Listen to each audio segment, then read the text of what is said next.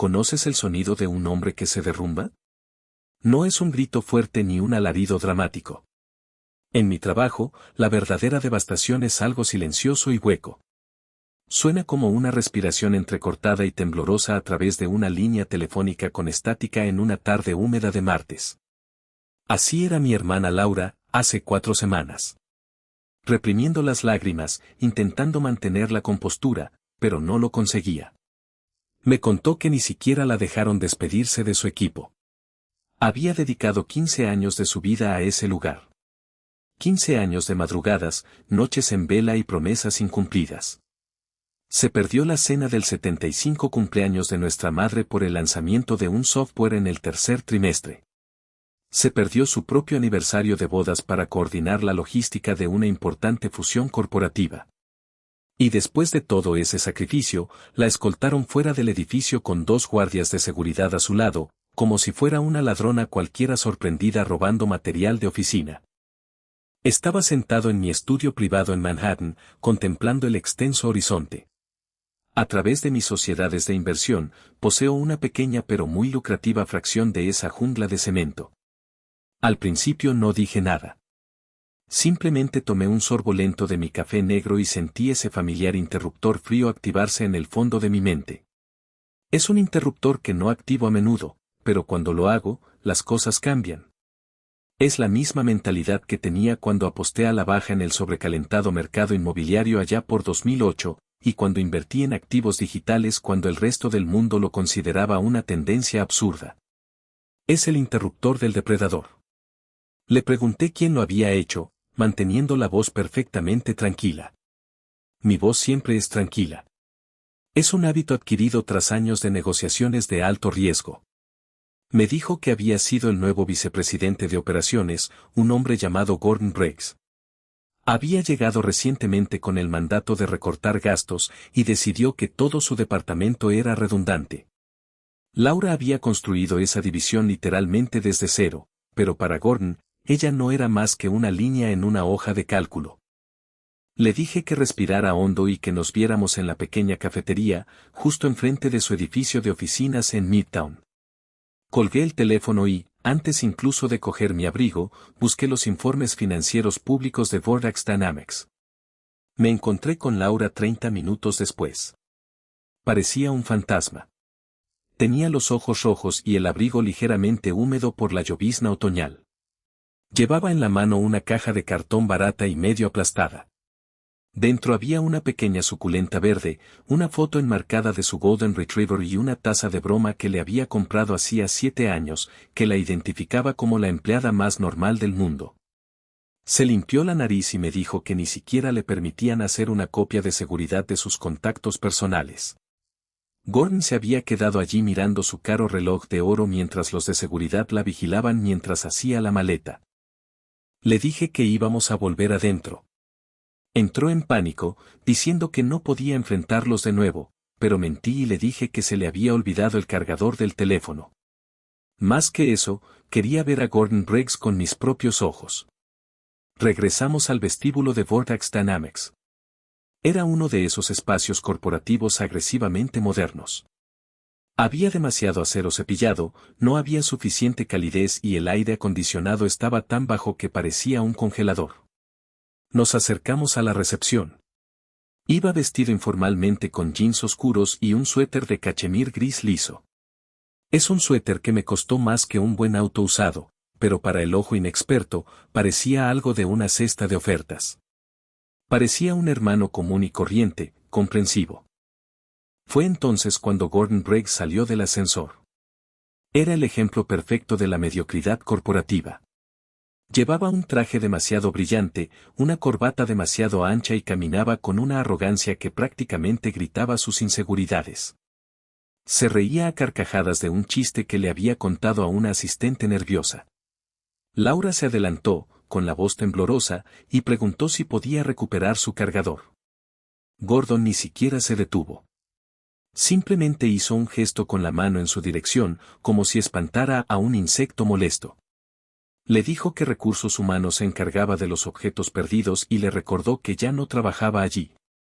Le dijo que desalojara el vestíbulo porque estaba arruinando la imagen corporativa, y luego pasó junto a nosotros mientras tecleaba sin parar en su teléfono. Lo vi alejarse. Vi al guardia de seguridad, un hombre mayor llamado Bernay, bajar la mirada avergonzado. Vi a mi hermana encogerse, con los hombros caídos como si quisiera desaparecer en el suelo. Susurró que era terrible. La corregí y le dije que era un descuidado. Miré alrededor del vestíbulo, observé con atención. Vi la alfombra desgastada y deshilachada cerca de los ascensores. Noté el panel laminado agrietado en el mostrador de recepción. Vi la expresión de derrota en los rostros de los empleados que entraban. Esto no era una empresa próspera. Era un cadáver en descomposición envuelto en un brillante logotipo corporativo. Saqué mi teléfono. No estaba navegando por las redes sociales. Estaba analizando el rendimiento de las acciones de Bordeaux Dynamics durante los últimos 9 meses. Era un desastre total. Estaban perdiendo dinero a raudales y no habían alcanzado sus objetivos de ganancias durante 4 trimestres consecutivos. La junta directiva estaba desesperada. Habían contratado consultores y sicarios como Gordon Briggs para recortar gastos, pero solo estaban eliminando lo superfluo y dejando la enfermedad intacta. Me acerqué al directorio en la pared, tomé una foto de los miembros de la junta y luego otra de la lista de los principales accionistas. Miré hacia los ascensores donde Gordon había desaparecido. Me giré hacia mi hermana y le dije que había estado buscando un proyecto práctico para diversificar mi cartera. Me preguntó a qué me refería, y le dije que íbamos a reestructurar la empresa. Existe la idea errónea de que las adquisiciones hostiles ocurren como en las películas de Hollywood. La gente espera discusiones acaloradas en salas de negociación frenéticas, escenas dramáticas e intensos enfrentamientos nocturnos. En realidad, una adquisición exitosa es increíblemente silenciosa y metódica. Es una asfixia lenta y paciente. Es una montaña de papeleo, docenas de llamadas telefónicas y silencio absoluto. Durante las siguientes 3 semanas, dormí muy poco. Convertí mi despacho en una sala de guerra con gráficos, hojas de cálculo y notas adhesivas que cubrían cada superficie disponible. Laura se quedó conmigo durante este tiempo. Aún se estaba recuperando del impacto de su despido, pero necesitaba su profundo conocimiento de la empresa. Sabía exactamente dónde estaban las grietas en los cimientos de Bordeaux Dynamics. Me paré frente a una pizarra blanca cubierta con los nombres de los miembros de la junta directiva y los altos ejecutivos. Le pregunté quién era el eslabón débil de la junta, quien necesitaba con más urgencia liquidez. Laura estudió los nombres mientras sostenía una taza de té caliente. Señaló a Silas Miller, el director financiero. Estaba pasando por un divorcio increíblemente complicado y costoso, y llevaba meses vendiendo discretamente sus bienes personales para pagar a sus abogados, cuyos honorarios eran muy elevados. Ese fue el punto de entrada. No me acerqué directamente a Silas. Eso habría sido un error de principiante. Si un inversor privado adinerado se acerca a un ejecutivo desesperado, el precio de las acciones se dispara al instante. En cambio, utilicé a Ironclad Assets LLC, una empresa fantasma que había registrado en Delaware hacía 5 años precisamente para este tipo de operación. Hice que mi representante contactara al corredor de bolsa de Silas con una oferta discreta fuera del mercado. Le ofrecimos una prima del 7% sobre sus acciones, pago en efectivo por adelantado y un cierre rápido. Aceptó con tanta fuerza que casi pude oír el chasquido desde el otro lado del río. Así, sin que nadie más en la junta directiva se diera cuenta, pasé a ser dueño del 11% de la empresa. Pero el 11% no te da un asiento en la mesa. Solo te da un informe trimestral. Necesitaba el 51% para obtener el control.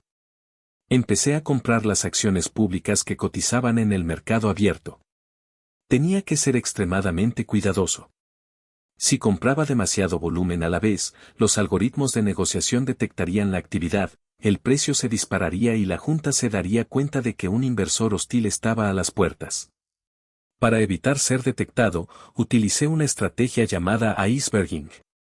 Realicé miles de pequeñas órdenes de compra a través de 12 cuentas de corretaje diferentes, todas las cuales se canalizaban a 3 fideicomisos distintos bajo mi control.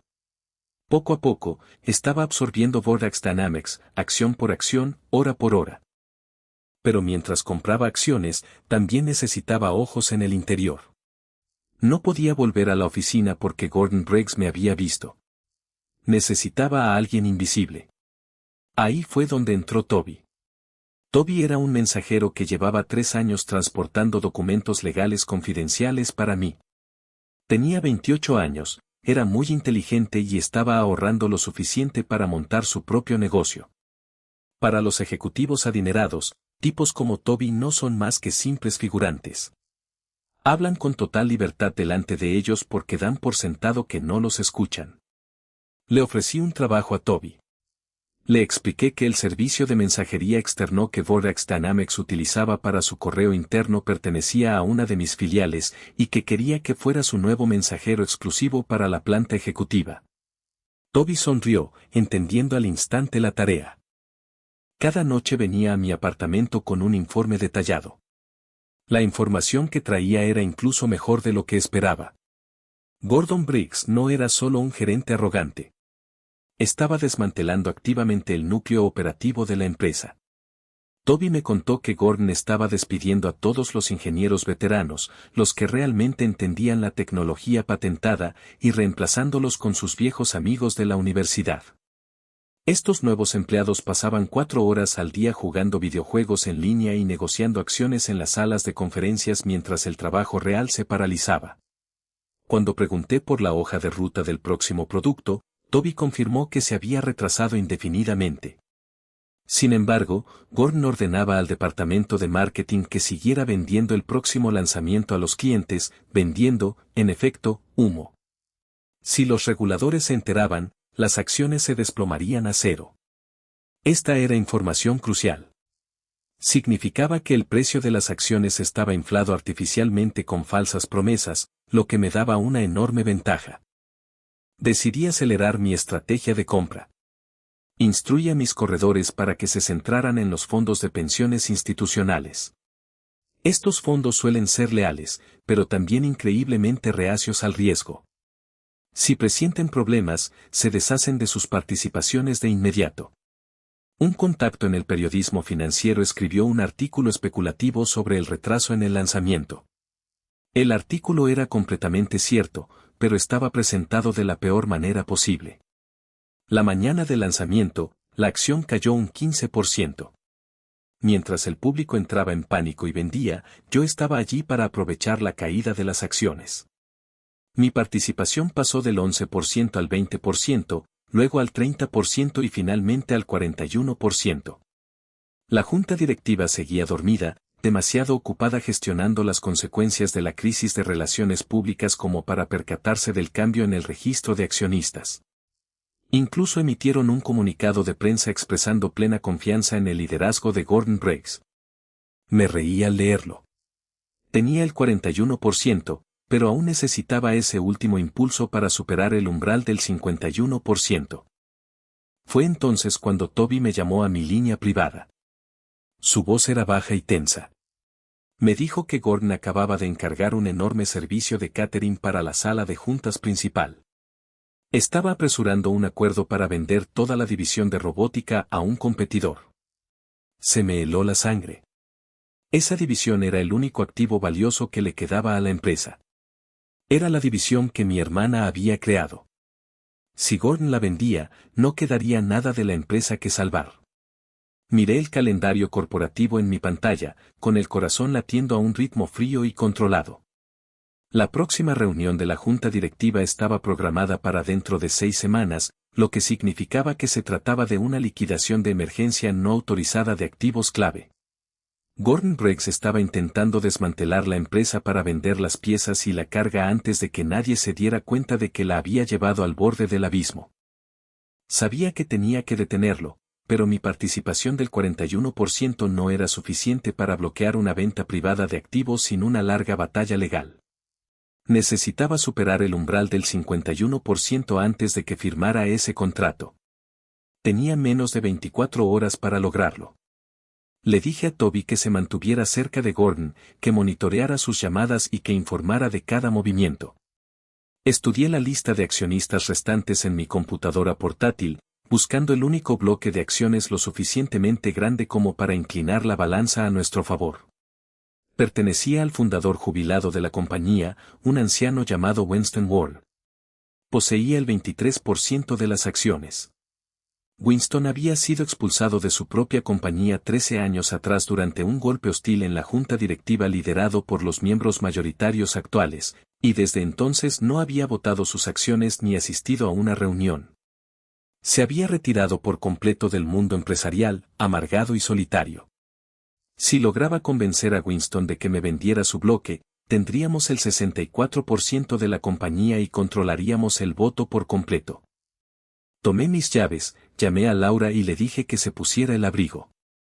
Íbamos en coche a Connecticut. El viaje fue largo, lluvioso y silencioso. Los neumáticos zumbaban contra el asfalto mientras la lluvia caía en cortinas constantes que reflejaban el paisaje gris de noviembre. Laura iba sentada en el asiento del copiloto, con las manos apretadas en el regazo, mientras yo revisaba el expediente de Winston Wall. Le hablé de nuestra infancia, recordándole las veces que tuvimos que enfrentarnos a los matones del barrio y cómo esto no era diferente. Winston tenía 76 años, un brillante ingeniero que había fundado Borax Dynamics en un garaje de metal allá por los años 80 con nada más que una caja de herramientas y un sueño. Después de que el nuevo equipo directivo lo despidiera, convirtieron sus acciones con derecho a voto en una clase que solo recuperaba el poder de voto en circunstancias de emergencia específicas o si se vendían en su totalidad a un único comprador. Laura estaba nerviosa y me advirtió de que Winston odiaba a todos los relacionados con la empresa. Le dije que eso era perfecto, porque nosotros también. Llegamos a The Oaks, una residencia de lujo para personas mayores rodeada de césped impecablemente cuidado y majestuosos robles. Encontramos a Winston en el solarium, absorto en un tablero de ajedrez de madera, jugando una partida silenciosa contra sí mismo. Parecía frágil con su cardigan de punto, pero sus ojos eran penetrantes, oscuros y alerta. Al entrar, no levantó la vista y nos dijo secamente que no estaba interesado en comprar folletos ni multipropiedades. Me senté frente a él y le dije que no estábamos allí para vender, sino para comprar. Levantó la vista, estudiando mi rostro. Luego, su mirada se dirigió a Laura. Su expresión se suavizó ligeramente. La reconoció de inmediato. Le dijo que era la ingeniera de robótica que había resuelto el difícil problema de latencia del servomotor en el prototipo de 2012, permitiendo que el brazo robótico se moviera con precisión humana. Laura se quedó atónita de que recordara un detalle técnico de hacía tanto tiempo. Winston suspiró y dijo que recordaba todo sobre su empresa, o lo que solía ser antes de que los ambiciosos ejecutivos se apoderaran de ella y la convirtieran en una máquina de marketing. Le expliqué por qué estábamos allí. Le dije que habían despedido a Laura y que Gordon Briggs planeaba vender la división de robótica mañana a un competidor extranjero solo para inflar las cifras trimestrales y asegurarse su bono por desempeño. Winston apretó la mano alrededor de una pieza de ajedrez de madera. Murmuró que la división de robótica era el alma de la empresa y que el resto era solo software y publicidad engañosa. Le expliqué que ya había adquirido el 41% de las acciones en circulación, pero que necesitaba su 23% para asegurar la mayoría. Si me vendía su parte, podría bloquear la venta, despedir a Gordon Briggs y reincorporar a Laura para dirigir el departamento que ella había creado. Winston se recostó en su silla, observándome. Me preguntó si yo era solo otro inversor agresivo. Le dije con sinceridad que era un inversor que valoraba la eficiencia y las ganancias, pero que detestaba el despilfarro, y que lo que Gordon estaba haciendo era destrucción total. Yo quería construir, no destruir. Winston miró a Laura y le preguntó si realmente podía dirigir la división. Laura lo miró fijamente a los ojos y le dijo que la había estado dirigiendo durante años antes de que recortaran su presupuesto de desarrollo para comprar sillas caras para el equipo de ventas. Winston soltó una risa seca y ronca. Sacó un viejo teléfono plegable del bolsillo, llamó a su abogado y le dijo que redactara la transferencia de acciones de inmediato. Le dijo a su abogado que quería ver la carrera de Gordon Briggs terminada. Fueron 6 horas de intensas llamadas telefónicas, revisión de documentos y transferencias bancarias entre nuestros equipos legales. Nos sentamos en ese solarium silencioso, bebiendo té amargo mientras los abogados finalizaban el papeleo. Para cuando la confirmación sonó en mi teléfono, el sol ya se había puesto. Ahora era el accionista mayoritario de Vordax Dynamics, pero aún no lo celebré. El poder es solo la mitad de la ecuación. Saber cómo usarlo es el verdadero trabajo. Mi teléfono vibró en mi mano mientras regresábamos a toda velocidad a la ciudad. Era Toby. Su voz era susurrante y frenética, compitiendo con el sonido de la lluvia golpeando el techo del auto. Me dijo que teníamos un problema grave. Gordon Briggs había adelantado la reunión. No se celebraría mañana por la mañana. La había reprogramado para esta noche a las 9. Iba a ofrecer una cena de cierre en la sala de juntas ejecutiva con los compradores del conglomerado alemán, liderados por un hombre llamado Hoschmidt. Ya estaban en el edificio. Miré el reloj del tablero.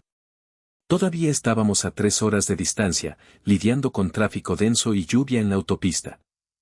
Cuando Toby recibió la noticia del repentino cambio de horario, sintió una oleada de pánico. Era solo un mensajero, un tipo con una camisa azul que debía entregar cartas y no estorbar. Pero mientras estaba en silencio en la sala de correo, mirando la tarjeta de acceso principal que le había dado, se dio cuenta de que tenía que tomar una decisión. Recordó cómo Laura había sido la única ejecutiva en todo el edificio que lo había tratado con respeto, siempre preguntándole por sus estudios y comprándole café cuando lo veía agotado. Decidió en ese mismo instante que iba a correr el riesgo, incluso si eso significaba ser despedido o arrestado. Tomó la tarjeta de acceso principal y caminó hacia los ascensores ejecutivos, preparándose para lo que tenía que hacer.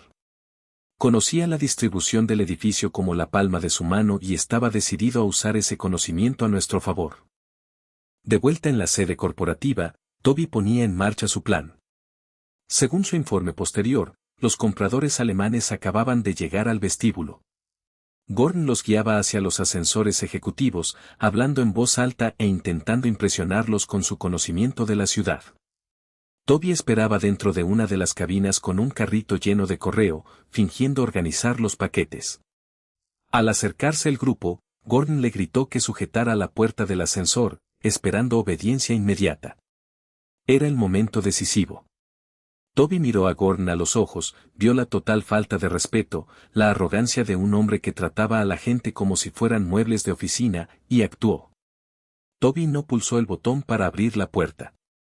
En cambio, se encogió de hombros con confusión, bajó la mirada a su portapapeles y dejó que las pesadas puertas se cerraran justo delante de Gordon. Fue un pequeño y hermoso acto de rebeldía. Obligó a Gordon y a los adinerados inversores alemanes a esperar el siguiente ascensor disponible, ganándonos valiosos minutos. Pero Toby no había terminado. Salió del ascensor en el piso siguiente y usó la tarjeta maestra para bloquear el acceso a la sala de juntas del piso 41 desde el sistema de control del ascensor. Sabía que al desactivar la llave de destino, el ascensor evitaría por completo la suite ejecutiva, obligando al grupo a buscar otra forma de llegar. Cuando Gordon y sus invitados entraron en el siguiente ascensor y pulsaron el botón del piso 41, no pasó nada. El botón permaneció apagado. Gordon entró en pánico, sudando con su traje brillante, y afirmó que la administración del edificio estaba actualizando el software. Pulsó el botón del piso 40, que se iluminó. Les dijo a los invitados que subirían rápidamente por las escaleras, tratando de restarle importancia. Pero Toby ya lo había previsto. Esa misma tarde, había derramado un galón de limpiador industrial azul resbaladizo en el rellano de la escalera, colocando la señal de advertencia detrás de la pesada puerta, donde permaneció invisible hasta que se abrió. El principal inversor alemán, el señor Smith, dio un paso hacia la escalera, resbaló y casi se cae. Logró agarrarse a la barandilla, pero sus zapatos italianos de $7,000 quedaron cubiertos de una sustancia química azulada. Estaba furioso, gritando sobre las pésimas condiciones y la desorganización corporativa. Gordon estaba avergonzado, gritando pidiendo ayuda al conserje en la escalera vacía. La demora estaba funcionando a la perfección. Toby estaba apoyado contra la pared fuera de la sala de juntas en el piso 41, enviándome actualizaciones por mensaje de texto mientras subían lentamente las escaleras, quejándose y limpiándose los zapatos. Salimos disparados de la autopista y nos detuvimos junto a la acera frente al edificio. La lluvia caía a cántaros, empapando el parabrisas con gruesas cortinas, pero habíamos llegado en tiempo récord. No esperé a que Laura aparcara. Salté del asiento del copiloto y corrí a través de las puertas giratorias. Bernay, el guardia de seguridad, se levantó para detenerme, pero le arrojé la confirmación impresa de la transferencia bancaria y la actualización del registro mercantil sobre su escritorio. Le dije que era el nuevo propietario mayoritario de la empresa y le pedí que me enviara directamente arriba. Bernay miró los documentos, vio las enormes cifras y me miró. Una amplia sonrisa cruzó su rostro. Abrió el ascensor privado express y me dijo que fuera a buscarlos. Entré, pasé mi tarjeta de propietario y pulsé el botón del piso 41. El viaje fue silencioso y rápido. Durante el trayecto en ascensor, respiré hondo, alisándome el jersey de cachemir. Sabía que los próximos 10 minutos decidirían el destino del legado de mi hermana. Sentía la adrenalina a flor de piel, pero mi mente se mantuvo lúcida y serena. Repasé la estrategia legal por última vez. Teníamos la transferencia de acciones. Teníamos la prueba de las acciones no autorizadas de Gordon. Y la ley estaba de nuestro lado. Cuando finalmente sonó el timbre del ascensor y las puertas se abrieron, salí al piso ejecutivo con absoluta confianza, listo para recuperar lo que era nuestro. Las puertas del ascensor se abrieron en el piso 41, y pude oír los gritos que venían de la sala de juntas. Los inversores alemanes se limpiaban los zapatos caros con servilletas, quejándose de la terrible experiencia, mientras Gordon Briggs intentaba apaciguarlos frenéticamente, ofreciéndoles champán frío y empujándoles el contrato. Les dijo que firmaran los documentos para poder cerrar el trato. Abrí las puertas dobles de cristal, que se abrieron hacia adentro con un leve silbido. Anuncié que no haría falta el bolígrafo porque el trato se había cancelado. Gordon se giró, palideciendo al reconocerme como el hombre del vestíbulo de hacía semanas. Intentó recuperar la confianza, llamándome intruso y exigiendo que seguridad me arrestara. Les dijo a los alemanes que yo era solo un pariente resentido de un antiguo empleado. No me moví. Lo miré y le dije que se apartara de la mesa. Me senté en el gran sillón de cuero a la cabecera de la mesa. Miré a los compradores alemanes y me dirigí a ellos en alemán fluido, explicándoles que la reunión había terminado y que la oferta se retiraba oficialmente. El señor Smith y sus socios se recostaron, intrigados por el repentino cambio de poder. Gordon estaba furioso, gritándole a Toby, que estaba junto a la puerta, diciéndole que estaba despedido. Saqué los documentos legales de mi maletín de cuero y los deslicé sobre la mesa de caoba. Expliqué que, a las 6 de la tarde de ese día, yo poseía el 64% de Vordax Dynamics. Alegué una violación del deber fiduciario y un despilfarro corporativo según la sección 144 de la Ley General de Sociedades Anónimas de Delaware. Gordon había intentado vender la propiedad intelectual principal de la empresa por una fracción de su valor para obtener una bonificación personal sin el conocimiento ni la aprobación de los accionistas. Según la legislación corporativa estadounidense, esto constituía una clara violación de su deber de lealtad, lo que hacía ilegal la transacción. Convoqué formalmente una junta de accionistas de emergencia en ese mismo instante. Propuse una moción para despedir a Gordon Briggs con justa causa, con efecto inmediato. Laura, que acababa de entrar en la sala, secundó la moción. Como poseedor del 64% de las acciones con derecho a voto, emití el voto decisivo. La moción fue aprobada. Miré a Gordon y le dije que estaba despedido, ordenándole que recogiera sus pertenencias y abandonara el edificio en 10 minutos antes de que seguridad lo sacara. Le advertí que no se llevara ningún bien de la empresa. Gordon se quedó paralizado durante 10 segundos, con el rostro reflejando ira e incredulidad, pero los cobardes siempre se derrumban cuando pierden su poder. Agarró su maletín y salió sigilosamente de la sala sin decir una palabra más. Envié a Toby a vigilarlo para asegurarse de que se marchara en silencio. Regresó a su oficina, intentó iniciar sesión en su ordenador para borrar archivos, pero mi equipo de informática ya había desactivado sus credenciales 10 minutos antes. Llevaba sus pertenencias personales en una pequeña caja de cartón, pasando junto a las filas de escritorios mientras sus antiguos empleados lo observaban en un silencio atónito y feliz. Me volví hacia los inversores alemanes y les pedí disculpas por la caótica velada. Les expliqué que Vordax Dynamics estaba retomando su enfoque principal en ingeniería, pero que si les interesaba licenciar nuestra tecnología robótica a un precio justo de mercado, nuestra nueva directora de operaciones, Laura, estaría encantada de hablar sobre las condiciones. Laura se sentó y comenzó a revisar los esquemas técnicos, explicando cómo nuestro nuevo diseño resolvía los problemas de latencia. El señor Smith sonrió y afirmó que estaban mucho más interesados en un acuerdo de licencia que en una adquisición complicada. 4 meses después, la recuperación de Vordax Dynamics se había completado.